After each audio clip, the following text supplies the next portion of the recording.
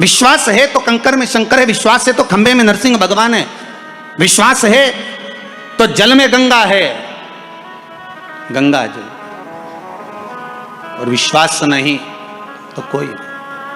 मानो तो मैं गंगा माहूं, ना मानो तो बहता पानी।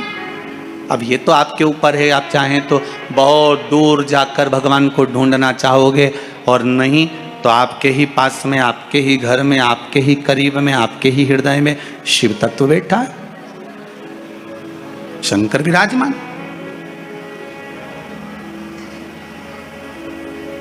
आप उसको ढूंढो। अब माता अहिल्याबाई की माता सुशीला शिंदे जी ने कहा गर्भ नहीं ठहरा है, बच्चे नहीं।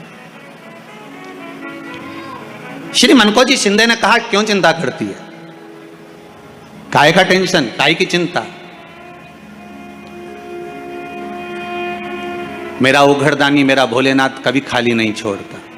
सब शिव महापुराण की कथा कहती है, आप अगर विश्वास रखे हो,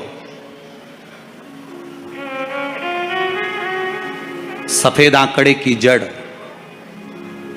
जिस नारी का संतान नहीं हो, गर्भ नहीं ठहरा हो, सफेद आंकड़े की जड़, जिस देव अधिदेव महादेव की कथा जिस तुम्बरुका जी ने श्रवण कराई है, शंकर भगवान जिनके सामने बैठकर शिव पुराण की कथा सुन रहे हैं, उन तुमरुका जी का नाम लेकर शिवलिंग पे से 21 बार घुमाकर मंदिर में ही कमर पर 7वें दिन रजस्वला धर्म के जो बांध लेता है, और एक पीपल का पत्ता अवधूतेश्वर महादेव का नाम लेकर शंकर पर चढ़ाकर उसको गाय के दूध में उकाल कर रात्रि को दोनों पति पत्नी अगर पीकर सोते हैं, 3 महीने में भगवान भोलेनाथ उसकी गोद भर देते हैं। ये शिव तत्व,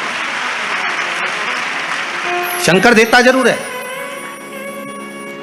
माता अंजना के यहां स्वयं शिव महापुराण की कथा कहती है, स्वयं शास्त्र वर्णन करता है, माता अंजना माता के गर्भ से संतान नहीं हुई। 42 वर्ष की माता अंजना हो गई थी, और 42 वर्ष की होने के बाद भी माता अंजना के गर्भ से संतान नहीं थी। जब संतान नहीं हुई तब बार बार निवेदन करा महाराज केसरी से, तब नहीं संतान हुई तब अपने पिता से जाकर निवेदन करा, पिताजी गौतम बाबा से निवेदन करती है माता अंजना कि मेरे गर्भ से संतान नहीं, मुझे औलाद नहीं, क्या करूं। तब गौतम बाबा ने कहा एक पार्थिव शिवलिंग का निर्माण करो, मिट्टी का शिवलिंग बनाओ, उसकी पूजन करो। और माता अंजना उस मिट्टी के शिवलिंग के पूजन में ऐसी लीन हो गई, ऐसी लीन हो गई कि मिट्टी का शिवलिंग का निर्माण करती, पूजन करती। एक बार देवाधिदेव महादेव ने कह दिया, जाओ पार्वती जरा जाकर पूछो कि अंजना को चाहिए क्या,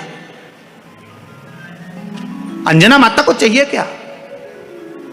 अच्छा, सारे देवताओं को सबसे ज्यादा टेंशन देवाधिदेव महादेव से रहता है, क्योंकि ये बिना सोचे बिना समझे किसको क्या दिया है कोई भरोसा ही नहीं होता। एक बार तो ब्रह्मा जी ने खुद ने कह दिया, साहब हमको तो इस्तीफा दे दो, हमको नौकरी करना ही नहीं बैकुंठ में बिल्कुल भी। तो भगवान विष्णु ने पूछा हुआ क्या। बस प्रभु, राजा श्वेत की अंतिम समय, प्राण छूटने का दिन, उसको यमराज लेने के लिए गए, और देवाधिदेव महादेव वहां खड़े हो गए और क्या कहे, लेके मत चले जाना, उसकी अंतिम सांस, और क्या कहे, लेके मत जाना। और मेरा बेटा जब लाने लगा तो उसके प्राणों को हर लिया, यमराज ही मर गया। फिर मेरी पोती गई मृत्यु देवी, उससे कहा उठा ला राजा श्वेत को। वो राजा श्वेत को जैसे ही मृत्यु देवी ने फांस डाली, भगवान शंकर ने उसको भी मार दिया। अब बताओ, सूर्य नारायण भगवान बोले कि मेरा बेटा भी मर गया, मेरी पोती भी मर गई, अब बताओ क्या करें। तो भगवान ब्रह्मा जी ने शंकर जी से जाकर कहा, भोलेनाथ ये आपकी आदत बहुत गलत है, जब इसको मरना था तो आपने क्यों बचाया। शंकर जी बोले मेरे मंदिर में बैठा था, जगह तो देखो कि कहां बैठा है।